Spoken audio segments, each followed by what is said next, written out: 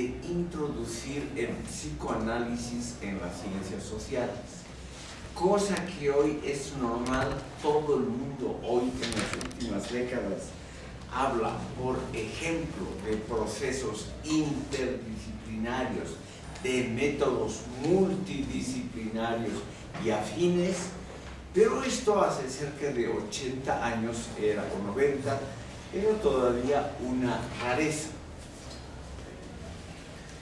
Quiero mencionar un punto esencial para comprender la Escuela de Frankfurt, y es su relación con el positivismo y su vinculación con una definición de lo que podría ser teoría crítica de la sociedad.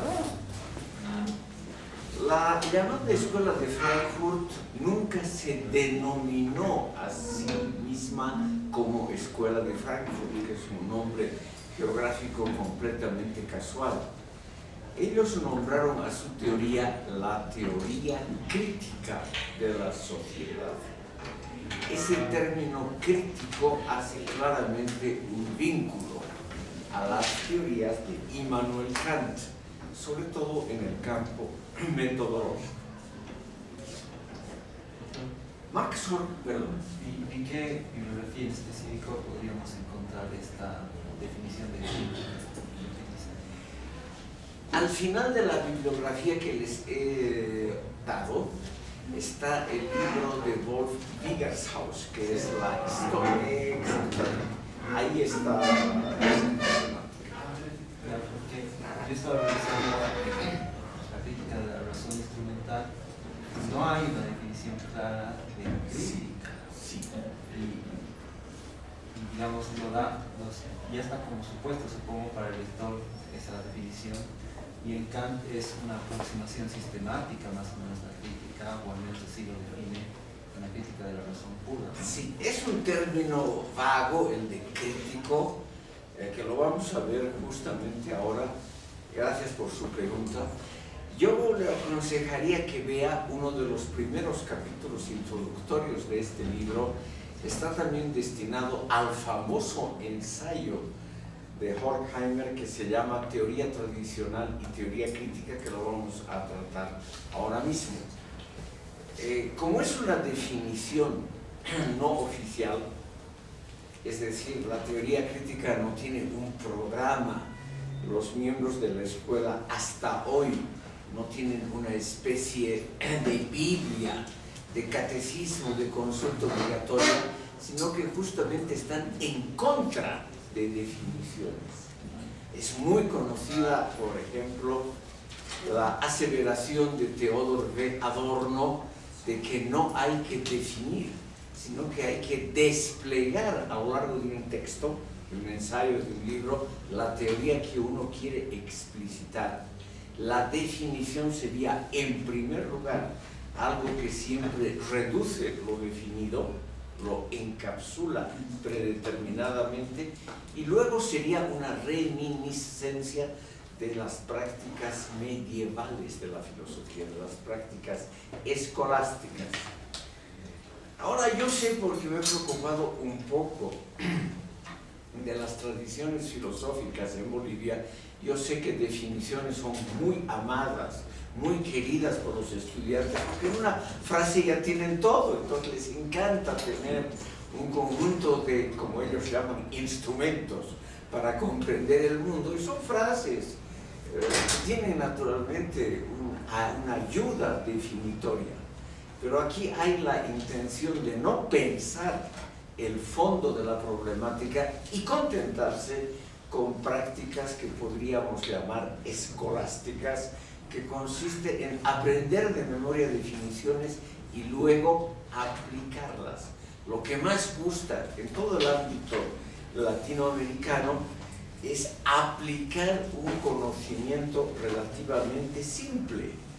Así se ha estudiado, por ejemplo, en el ámbito latinoamericano al marxismo. O sea, yo aprendo unas pocas cosas definitorias y las aplico mecánicamente para comprender toda la realidad latinoamericana.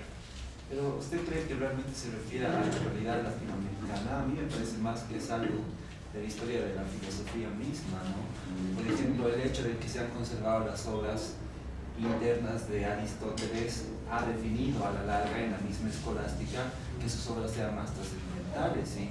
Si revisamos a Aristóteles, se tiende mucho a definir. Sí. Por otro lado, digamos, a quien se considera, digamos, el padre de la modernidad, que es Kant, él no está todo el tiempo dando definiciones, pero las hace necesariamente para elevar un sistema filosófico. Por otro lado, Hegel realiza la misma aproximación. Entonces, ¿usted cree que es algo latinoamericano o no es algo de la filosofía? No, puede ser, pero aquí ¿Sí? está muy marcado. Aquí está muy marcada la tendencia a aprender definiciones y a aplicarlas con mucho cariño a los fenómenos sociopolíticos, históricos y hasta artísticos más conocidos para aparentemente comprenderlos. Yo creo que es interesante lo que dice Adorno. Lo mejor es ver el despliegue que uno hace de un problema a lo largo de un texto, de un ensayo, de un libro, y no fijarse tanto en definiciones.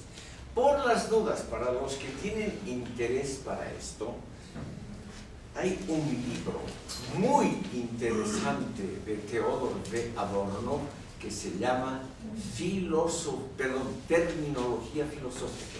Terminología Filosófica, en 2 volúmenes, está traducido al español.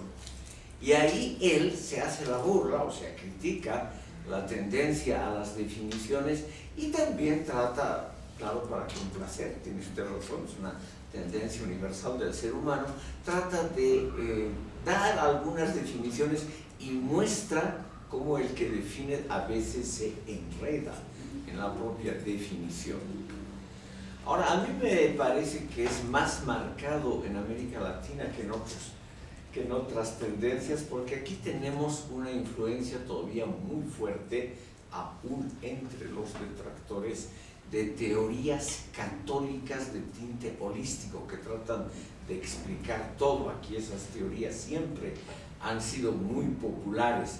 Por eso tal vez el enorme éxito que tuvieron hace 40, 30 años las llamadas teorías de la dependencia y muchas otras que trabajan con definiciones más o menos marcadas. Y en un campo que no es el nuestro, porque aquí estoy, como siempre lo digo, ante una élite de jóvenes pensantes, pero el universitario normal prefiere definiciones simples, le gusta.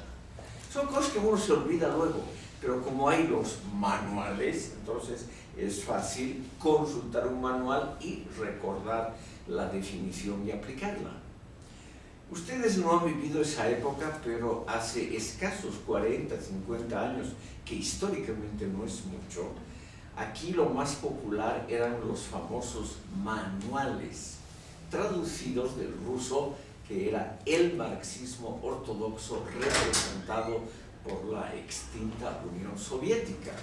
Y esos manuales aquí eran extremadamente populares, sobre todo en este campo de la filosofía. El manual de Konstantinov y otros, que era un manual de filosofía marxista. Entonces ahí, en forma prácticamente de diccionario, uno podía ver qué es materialismo dialéctico, qué es histórico, en pocas líneas para cada uno de los conceptos. Y estos manuales, que también fueron reimpresos en Cuba hasta hace poco, eran extremadamente populares. Pudiendo equivocarme, yo creo que tiene que ver con la tradición escolástica que siempre se ha enseñado aquí y que todavía es muy popular, no solamente en la filosofía, sino en toda la actividad universitaria y académica boliviana.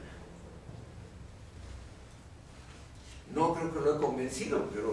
Sí me ha convencido, pero otra pregunta que me surge, tal vez para aterrizar esta vez más en Horkheimer. Sí. Cuando él hace la crítica, cuando él está hablando de la crítica de la razón instrumental, Sí. se refiere a la razón subjetiva y a la razón objetiva. Sí. Esta razón objetiva sería en alguna medida esta razón filosófica que tal vez holística que aspira a la global, a explicar los grandes movimientos, digamos. Claro.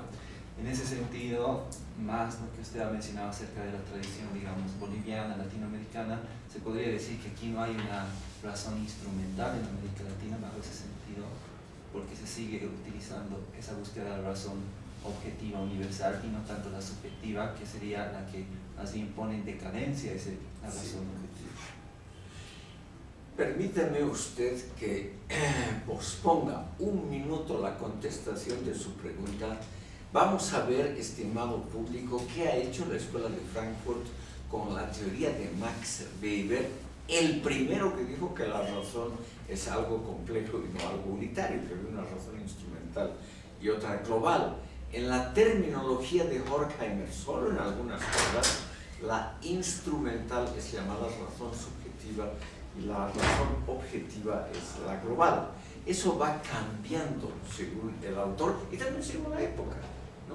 Pero vamos a ver en esta sesión todavía por qué se introduce ese desarrollo ulterior del famoso teorema de Max Weber, que realmente fue muy original.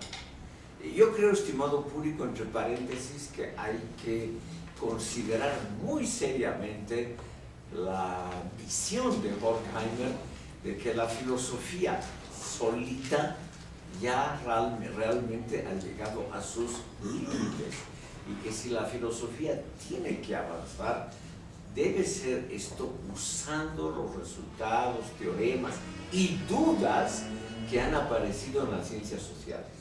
Por lo tanto, la ocupación con Max Weber nos va a llevar un poquito adelante para comprender esta teoría. Permítanme, estimado público, acceder a esta problemática cronológicamente. Los ensayos de Horkheimer sobre positivismo y temas afines son los primeros publicados por él en la década de 1930 y por lo tanto ahí vamos a ver en qué consiste esta teoría crítica. El positivismo y el neopositivismo eran corrientes muy fuertes en ciencias sociales y filosofía en las últimas décadas del siglo XIX y comienzos del XX. Una gran parte de los pensadores se había dedicado justamente a estudiar y desarrollar las teorías positivistas y neopositivistas. Por ejemplo, en los mismos años florece en Viena, en Austria, el llamado Círculo de Viena, que era un círculo neopositivista manejado por Moritz von Schlick, y este autor era extremadamente importante, hoy completamente olvidado en esos años. En los primeros tiempos, Karl Popper también perteneció a este Círculo de Viena y luego criticó, muy similar a la Escuela de Frankfurt, los puntos flacos de la teoría neopositivista. Permítanme entrar a esta complicada materia durante unos minutos. El punto de partida de Horkheimer es el siguiente. Él dice: no puede haber un conocimiento absolutamente estrictamente objetivo, neutral con respecto al mundo exterior en las ciencias sociales, porque nuestro aparato cognitivo, los órganos sensoriales, han sido formados históricamente y nos transmiten una verdad que tiene elementos contextuales, es decir, relativos, y por lo tanto cambiantes en el transcurso histórico. En cambio, las ciencias naturales sí pueden permitirse un estudio estrictamente objetivo, porque en un laboratorio lo que se hace, según Horkheimer, es una actividad mucho más simple que la filosofía. Se dedican a constatar hechos. Entonces la filosofía positivista alaba los hechos como la actividad preferente del filósofo, la constatación la detección de hechos y rechaza la valoración de los mismos, rechaza los juicios valorativos sobre los hechos, indicando que eso pertenece al capricho de cada quien. Y no los niega, sino que simplemente los neopositivistas declaran que el valorar un hecho, el emitir un juicio valorativo, no es científico, nada más. No quiere decir que es fuera del mundo, que no hay que hacerlo, sino simplemente que no tiene la pretensión de cientificidad. Horkheimer, en cambio, es uno de los primeros que habla de la contextualidad del conocimiento. Pero, estimado público, aquí viene la enorme diferencia con las tendencias actuales del postmodernismo, relativismo y tendencias similares. Horkheimer cree que todo conocimiento en ciencias sociales es evidentemente contextual y relativo, es decir, dependiente de su lugar de enunciación, de su época histórica, de los momentos en que ha sido creado ese conocimiento científico. Pero Horkheimer, al contrario de los postmodernistas actuales, sostiene la opinión clásica de que el ser humano, con el esfuerzo, sobre todo con el esfuerzo comparativo, puede superar ese relativismo del cual sale. El argumento es muy simple, es un argumento humanista clásico que se lo puede encontrar en Erasmo de Róterdam y muy conocidos filósofos humanistas. Si realmente todo fuese dependiente del contexto, si nosotros estuviésemos atados al lugar de enunciación, nunca podríamos decir algo que supere el lugar de enunciación, nosotros estaríamos en la época de las cavernas. O sea, ese sería nuestro mundo cognitivo, ese sería nuestro horizonte de pensamiento y de reflexión, el mundo de las cavernas. Pero como hemos abandonado el mundo de las cavernas, eso es difícil de negar, que realmente el ser humano ha hecho algunos avances, y esos avances se han hecho porque algunos pensadores, los descubridores de leyes naturales, los que investigan los fenómenos de la naturaleza y los filósofos críticos, se han sobrepuesto al contexto de origen. Han sabido superarlo y han encontrado estos pensadores, Kant como uno de los grandes ejemplos, que se puede por lo menos hacer el esfuerzo, no el resultado, pero el esfuerzo de conocer objetivamente. Entonces, la teoría crítica de la sociedad, la Escuela de Frankfurt, reconoce por un lado la contextualidad de todo conocimiento en ciencias sociales, pero al mismo tiempo, en forma humanista, reconoce que nosotros podemos superar nuestra contextualidad, justamente siendo críticos con nosotros mismos. En el famoso ensayo Filosofía tradicional y filosofía crítica, Horkheimer cree que el positivismo es una teoría tradicionalista, es decir, una teoría que se conforma con los puntos de vista del momento.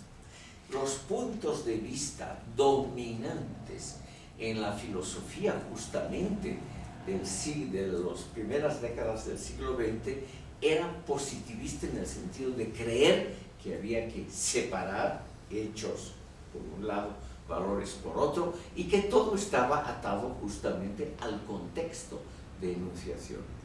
Esas teorías, y obviamente las teorías de fundamento religioso, las teorías tradicionalistas en general, que son muchísimas, desde las religiosas hasta las históricas, todas ellas son denominadas, tal vez excesivamente por Horkheimer, como teorías tradicionalistas, porque les falta ese elemento crítico de superarse a sí mismas.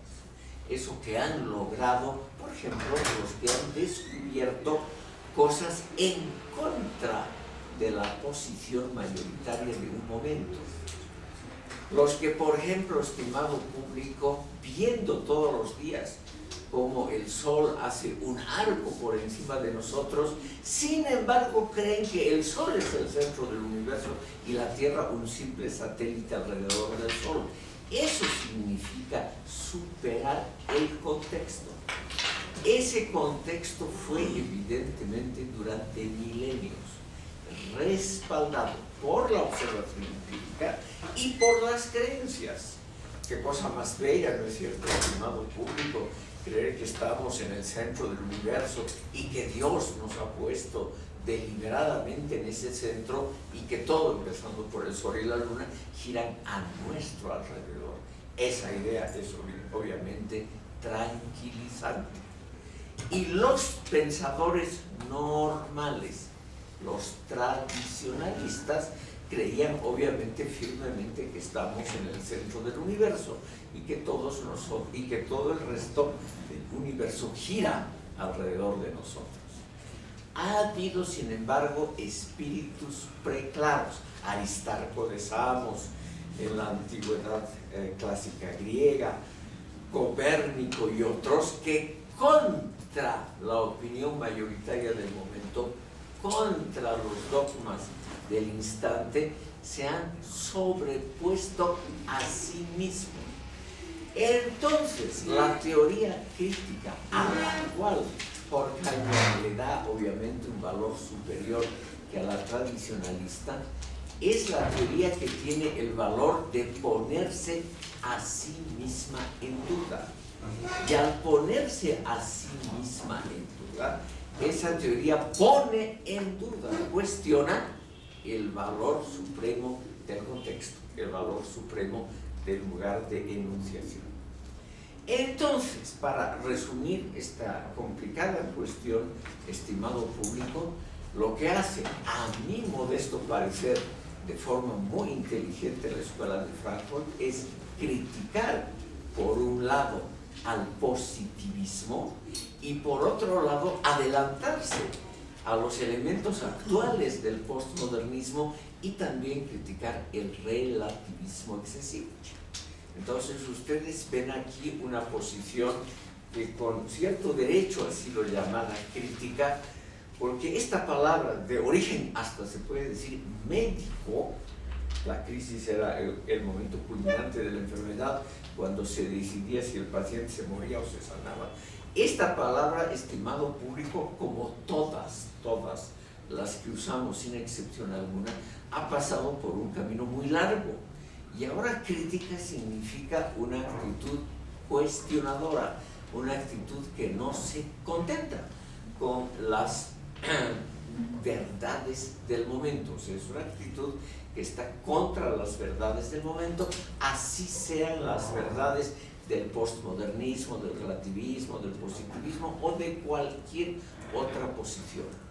Ese es para mí, estimado público, pudiendo equivocarme muy fácilmente, lo rescatable de la Escuela de Frankfurt. O sea, una opinión que no se pliega a los valores del momento, que no se pliega al contexto de origen, que no se pliega al lugar de enunciación, sino que críticamente trata de sobrepasar el propio lugar de enunciación. Si no, estaríamos obviamente en el contexto original. Pensaríamos como los hombres de las cavernas. Y el hecho de que no pensamos como los hombres de las cavernas es que nos hemos elevado por sobre el lugar de enunciación, por sobre el contexto de origen, y que podemos pensar por lo menos acercándonos a algo que tiene el valor de una idea regulativa, la verdad, es decir, de algo que tal vez no se puede alcanzar, pero que tampoco podemos negar que sea inexistente, como hacen postmodernistas, neopositivistas y muchas otras tendencias similares. Horkheimer dice, filosofía es el intento metódico y continuado de introducir la razón en el mundo. Y esto es un esfuerzo, obviamente, estimado público, que va más allá de teorías tradicionalistas que tratan más bien de recuperar lo anterior. Por eso es que este punto de la Escuela de Frankfurt, pudiendo equivocarme, creo yo que está también en contra de los fundamentos, por ejemplo, de la filosofía andina, que es una recuperación de los saberes ancestrales, una teoría muy interesante, pero que proclama la fidelidad a la identidad primigenia, a los saberes ancestrales, a lo que se pensó en el pasado, a los grandes maestros de la época. En fin, aquí hay una teoría que va en contra de sobrevalorar el contexto de origen. Y eso es lo que me parece a mí lo interesante de la Escuela de Frankfurt. O sea, es muy notable la tradición, y no hay duda que la tradición, vamos a ver en una sesión posterior cuando entremos a Adorno y veamos también la teoría estética de Adorno, vamos a ver, estimado público, que el tratamiento que hace Adorno de las obras de arte es algo que ustedes tal vez no se imaginan. Es un tratamiento altamente complejo, me adelanto, donde él revaloriza a las obras clásicas. Y él cree que la cultura popular, que esa es la cultura conservadora, que me parece una idea muy razonable. O sea, la cultura popular no es revolucionaria, socialista, no es algo que debamos respetar. No, la cultura popular es conservadora en el fondo. Es una idea muy interesante que tiene Adorno. Entonces, aquí tenemos, estimado público, simplemente una teoría que en el momento actual y en esta clase podría servir simplemente para que ustedes reflexionen sobre sus propios puntos de vista, lo cual nunca está mal, que uno se critique a sí mismo, que uno diga tal vez, el otro, lo que no me gusta. Estos pensadores arrogantes de la Escuela de Frankfurt tal vez podrían tener algo que enseñarnos. No todo lo que viene de la cultura occidental es realmente despreciable porque es la cultura de los otros. Entonces, aquí viene una idea central. Lo primero que tenemos que poner en cuestionamiento son nuestras propias convicciones, las más profundas. Lo que más queremos, eso es lo que hay que poner en duda. Entonces, estimado público, aquí hay evidentemente una tendencia humanista que va por lo menos hasta la filosofía clásica, por lo menos hasta Platón.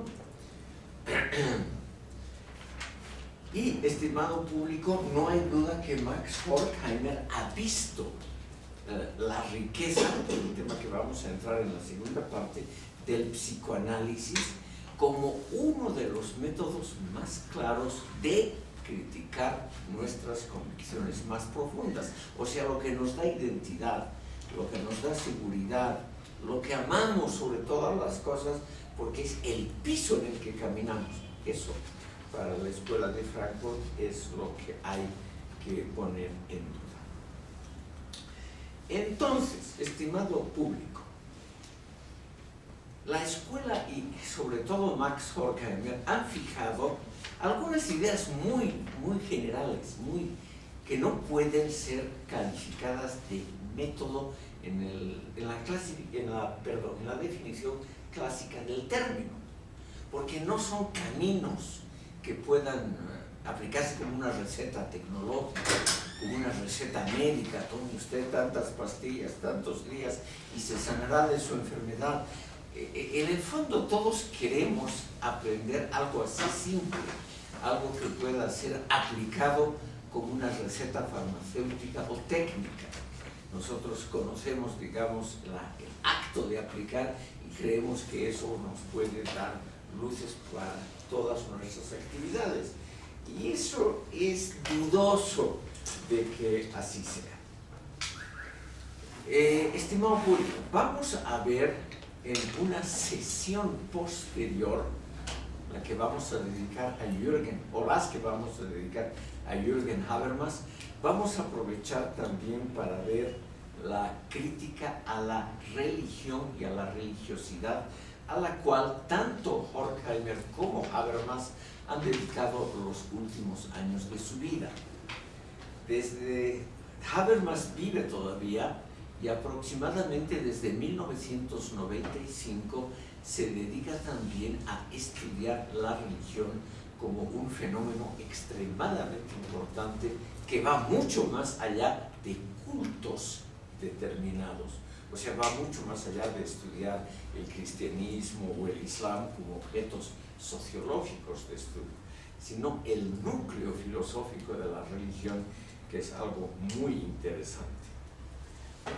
Vamos a ver también en esa parte dedicada a la religión la teoría del mundo administrado de Horkheimer de sus últimos años, que es una teoría, como él mismo lo ha dicho, religiosamente fundada. Es muy interesante esa su teoría del mundo administrado, ese mundo terrible que nos espera, estimado público, justamente por el desarrollo irrestricto de la tecnología. Quiero mencionarles un aspecto relativamente importante de la obra de Horkheimer desde el primer momento, que es, estimado público, el distanciamiento con respecto al socialismo realmente existente. Ellos, hasta el fin de su vida, Adorno y Horkheimer, se creyeron de alguna manera marxistas. Eso es indudable.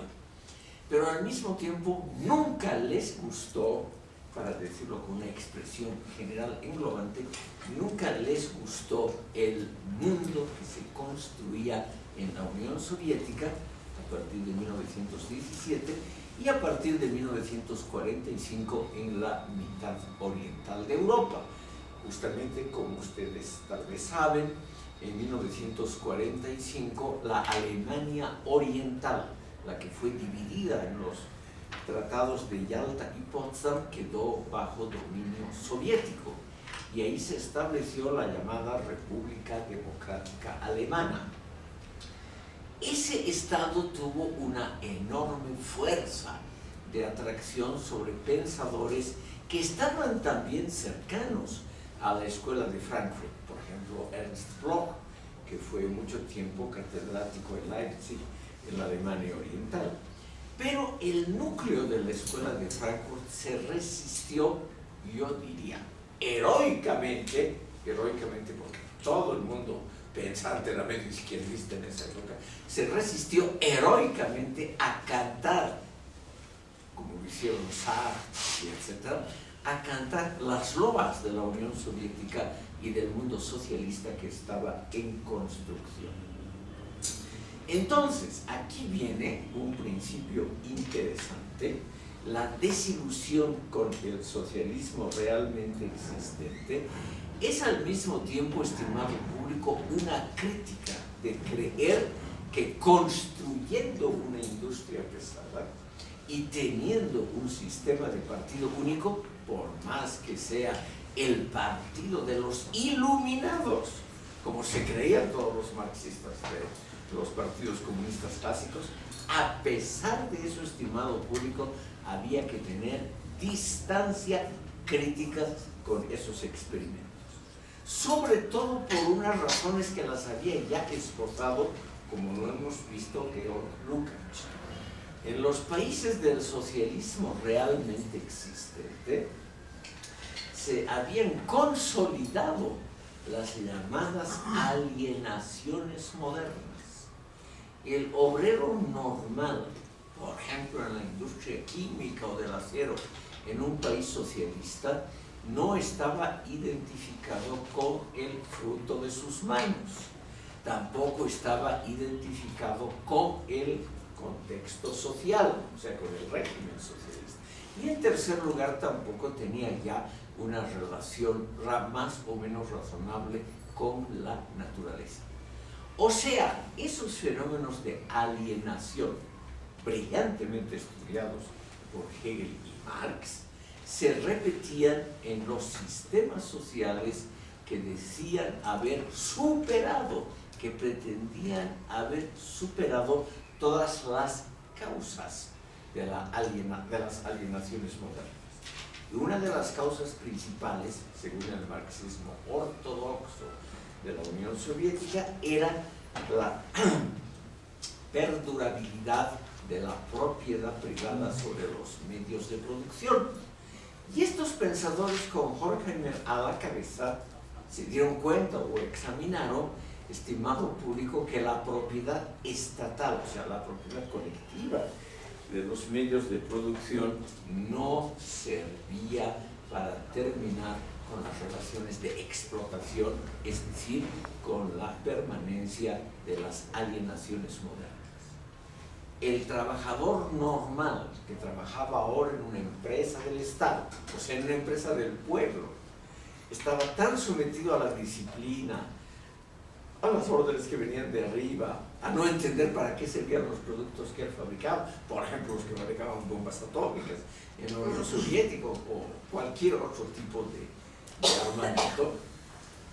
Estas personas estaban sometidas a un régimen muy similar al régimen del odiado capitalismo.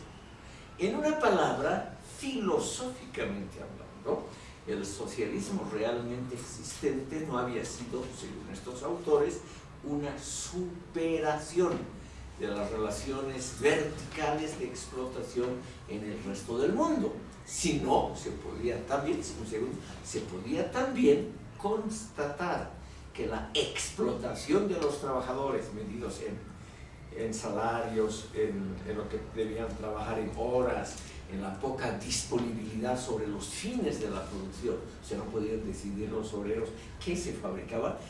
Todo esto indicaba que el mundo industrial, no el mundo socialista, o el capitalista, sino el mundo industrial moderno sería la causa de las alienaciones. Entonces aquí viene una crítica mucho más amplia, estimado público, que la crítica de Marx. Evidentemente, no es entonces la forma de producción, el modelo capitalista o socialista de producción, sino es el mundo industrial moderno como tal, el causante de los fenómenos de alienación. Sí, doctor, tengo una consulta. No sé si hay algún libro o algún estudio que nos hable de esas contradicciones que tenía el régimen socialista de alienación. Oh, pero claro, deben haber, calculo yo, por lo menos sus 20.000 o 30.000 estudios sobre el mundo socialista. Sobran. ¿Y hay alguno que se le venga en mente para recomendarnos? Claro, por ejemplo, pueden ustedes leer tratados políticos que demuestran que el régimen soviético no tenía nada de socialista, o por ejemplo obras de carácter más bien que tratan de estudiar la estructura de las fábricas. Hay una enorme cantidad. Me viene a la memoria 3 obras, 3 autores, creo que están todos traducidos en español.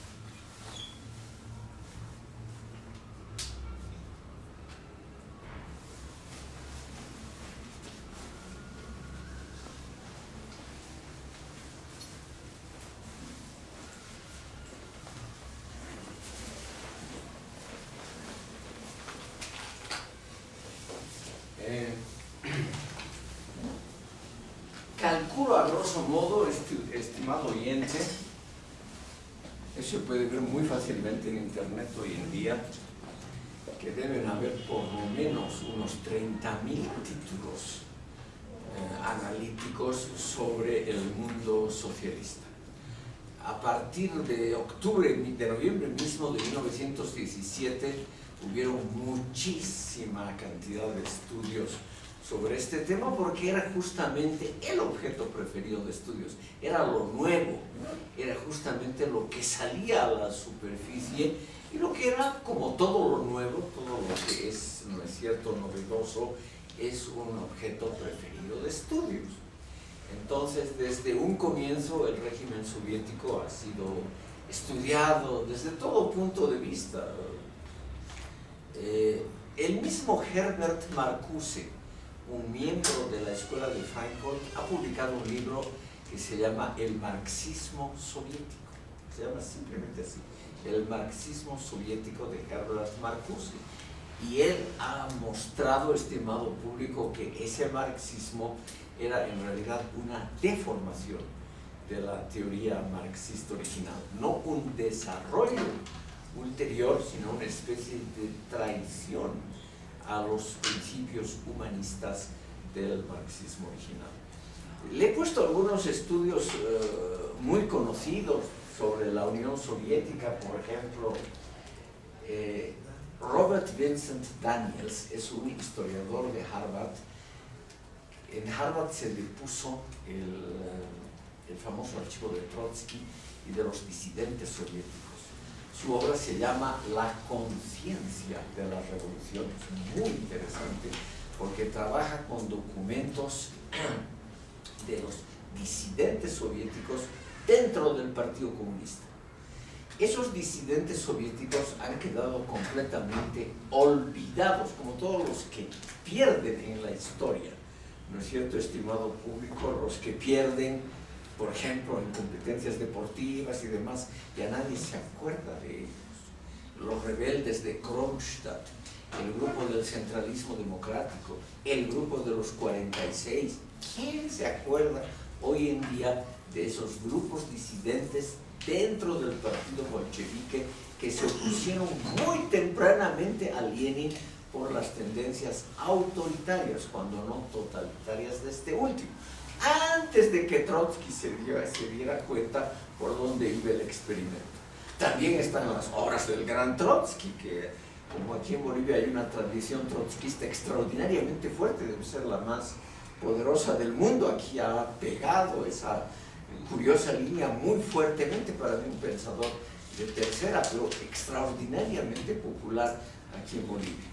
Mucho antes de que él escriba La Revolución Traicionada, esas obras para los trotskistas clásicas, Daniels, fundándose sobre todo en la literatura de los disidentes primeros, ha mostrado que el partido construyó en la Unión Soviética una dictadura brutal donde las bases de los trabajadores no tenían nada que decir. O sea, los propios trabajadores no podían opinar ni decidir sobre qué se producía, a qué ritmo, con qué métodos, para qué fines, etc. Sino que todo venía ordenado de arriba. Por ejemplo, el ritmo laboral. Stalin instituyó el famoso sistema Stakhanov, que es muy similar a lo que existía en Occidente. Premiar a los que producen más. Premiarlos además de forma muy, muy clara. Ponerles en el cuadro de honor de la fábrica, mejores sueldos, declararlos héroes del trabajo de la Unión Soviética, a los que se sacrificaban produciendo más e incitando a todo el resto a una mayor productividad. Luego está la obra de Merle Feinsold. Esta es una obra muy interesante, cuando en un momento relativamente liberal, en la época stalinista, cuando la Unión Soviética entró en alianza con Gran Bretaña y Estados Unidos a partir de 1941, una parte de archivos soviéticos fue depositada en los Estados Unidos, y los Estados Unidos no devolvieron esos archivos. Y aquí este investigador Feinsold relata cómo son las alienaciones de la vida cotidiana en el campo no económico, por ejemplo en el campo educacional, cómo los grandes renovadores de la didáctica y pedagogía soviéticas, Vygotsky y todos los otros, fueron todos de largo, totalmente. Lo que se estableció era una disciplina durísima, muy parecida a la disciplina zarista en la escuela y en la universidad.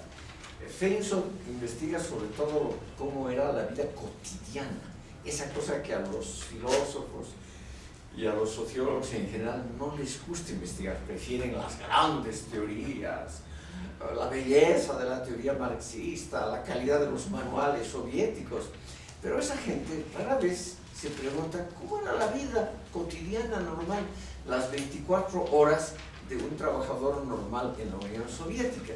Y este estudio de Feinsohn trata de reconstruir la vida de la gente anónima, de las grandes masas anónimas, y preguntarles también si estaban de acuerdo o no, y está clarísimo que la resistencia a ese régimen era muy grande. Es decir, que no era el régimen tan popular como Jean-Paul Sartre y los grandes pensadores occidentales, Maurice Merleau-Ponty y todos ellos pontificaban desde cátedras seguras y bien pagadas, pontificaban acerca de las bondades de la Unión Soviética.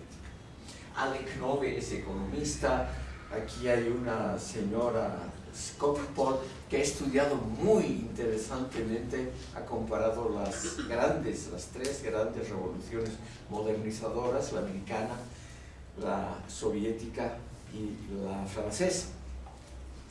Y ha demostrado que, por ejemplo, en el campo del rendimiento económico, el más bajo rendimiento era la soviética. Y eso no era casualidad. Había una resistencia muy grande de la población a realmente a trabajar con la dureza que exigía el régimen. Claro, aquí a mucha distancia y como a nosotros no nos interesa la praxis sino la teoría, entonces leemos o hemos leído durante décadas los manuales de la Unión Soviética, la propaganda de ese país o ahora la de Cuba y nos parece que ese es el paraíso. Pero un paraíso en la tierra es algo que existe muy raro. Permítanme, Doctor, perdón. Tal vez pregunta similar, pero Sí, dígame. bajo la misma idea. Nos decía que Horkheimer tenía una crítica mucho más amplia en el sentido que lo hizo Marx y Hegel en el tema de la dimensión. Sí, Yo le pregunto, ¿en qué obra de Horkheimer está esta crítica? Está distribuida. Es ya. que ellos no, es un sistema el de la Escuela de Frankfurt. Y antes de que me responda, una cosa más. En la obra Ocaso de Horkheimer, por lo que es el visor de la bibliografía, habla precisamente de esto del marxismo, ¿no? Que en algún punto él también sí se consideraba marxista. Sí.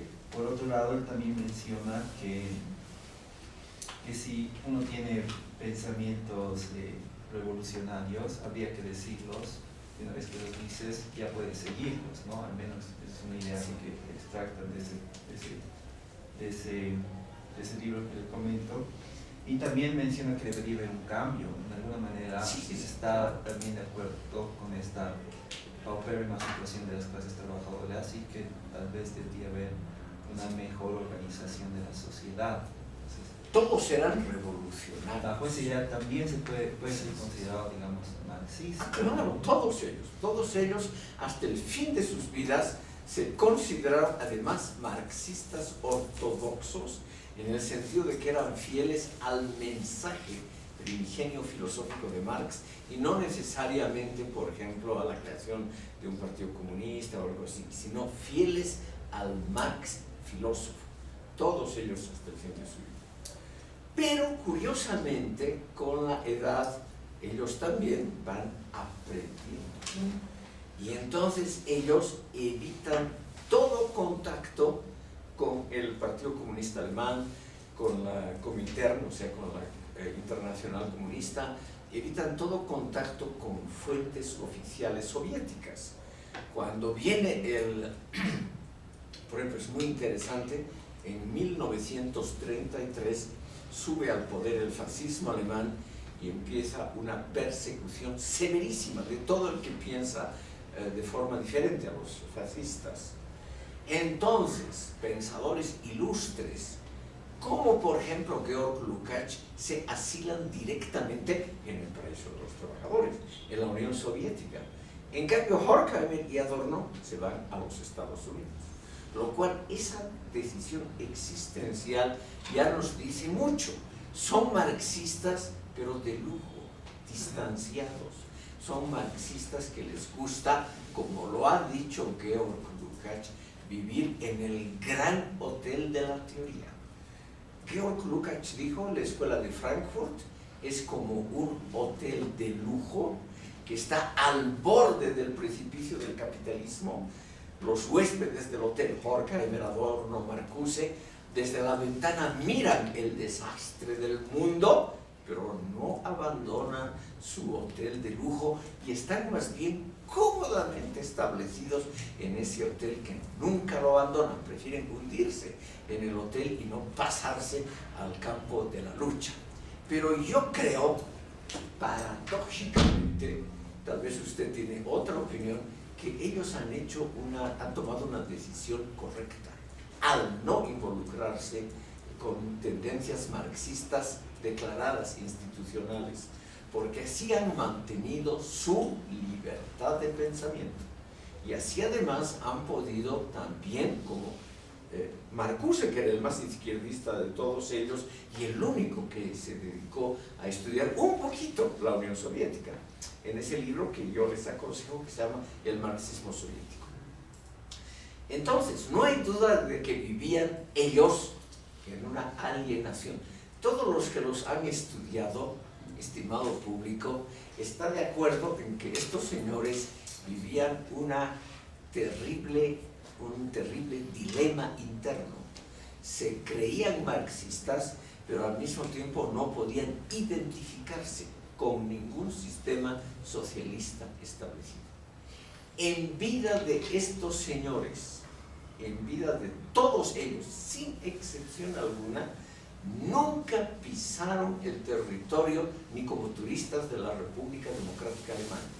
Nunca visitaron ni para ver la Unión Soviética, o lo que estaba muy cerca, que es una de las maravillas arquitectónicas y artísticas que yo aconsejo, si ustedes pueden visitar, Praga, la entonces capital de Checoslovaquia, ciudad que nunca ha sido tocada por ninguna guerra y que es desde el punto de vista artístico una de las grandes maravillas de la cultura.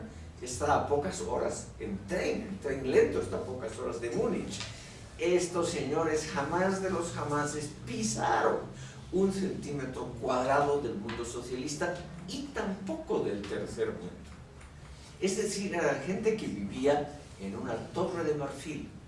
Hay un ensayo de Theodor W. Adorno sobre la necesidad de vivir en la torre de marfil, porque uno vive protegido en la torre de marfil, no está sometido a huelgas, a problemas cotidianos y al mismo tiempo uno tiene libertad.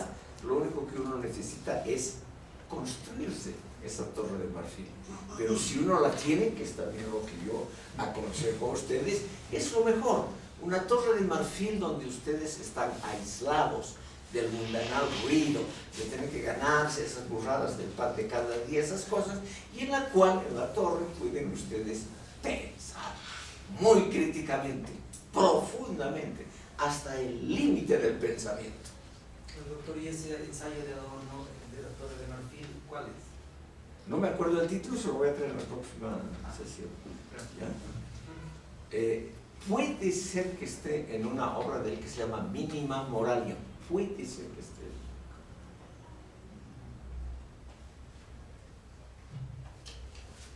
Es una idea muy brillante, ¿no les parece? Por favor. Sí. Para volver a esto, usted decía que tal vez yo tengo una percepción diferente. Claro, eso es bueno. Pues lamentablemente no, digamos, ¿no? Por eso a mí precisamente me parecía un poco paradójico esta idea, porque también Horkheimer insiste en la idea de la realización de los valores, ¿no? Y bueno, ni siquiera participa en eso, ¿no? Pero lo que a mí me da una duda es precisamente que Horkheimer menciona esta búsqueda de la realización de los valores ideales, pero ¿cuáles son estos valores ideales? Ahora se lo voy a decir. Claro, porque la crítica de la razón instrumental precisamente evidencia que hay una crisis de esos valores por el dominio de la razón subjetiva a la objetiva, digamos. Entonces, si me responden, me Sí. ayudaría mucho, la verdad. Muy tempranamente, todos ellos hacen una reconversión hacia los valores tradicionales clásicos humanistas, no otros, humanistas. Por ejemplo, fíjense ustedes en son 5 valores, como los ha pensado en una de sus últimas obras Walter Benjamin, y han sido explicitados mucho más claramente por Horkheimer. Él dice, ¿qué son los valores de orientación supremos? Felicidad sin poder político, recompensa sin trabajo material, hogar sin fronteras políticas, religión sin mitos y sin instituciones. O sea, de alguna manera, estimado público, es claramente una vuelta a los autores humanistas clásicos. Después de todo, no es muy diferente lo que los pensadores estoicos han establecido como las metas ideales del comportamiento humano, o hasta podríamos decir Santo Tomás de Aquino. Muy claramente estas expresiones están tomadas de Erasmo de Róterdam, ¿no? Reitero por la importancia: felicidad sin poder político, recompensa sin trabajo material, hogar sin fronteras políticas, religión sin mitos y sin instituciones. Vamos a ver en la estética de Adorno la manifestación más clara de estas ideas, estimado público, porque todos ellos, incluyendo la obra La permanencia del arte, la última obra, ¿perdón? ¿Repetir otra vez, por favor? Sí, vamos a ver que todos ellos, incluyendo al último Marcuse, que ya se había radicalizado completamente a la izquierda, en los años 60, Marcuse se convirtió en el líder de los estudiantes revolucionarios de Europa. Y en esa época él escribió un libro, un opúsculo, mejor dicho, que se llama La permanencia del arte. Eso lo vamos a ver, y van a ver que la opinión de Marcuse, de Adorno, de todos ellos, es en el fondo un retorno a los profundos valores del humanismo clásico, como estos que hemos visto: felicidad sin poder, etcétera, etcétera. Porque ellos se dan cuenta que los pensadores anteriores a ellos, Aristóteles, La permanencia del arte. la permanencia del arte, está también en español, la permanencia del arte. Vamos a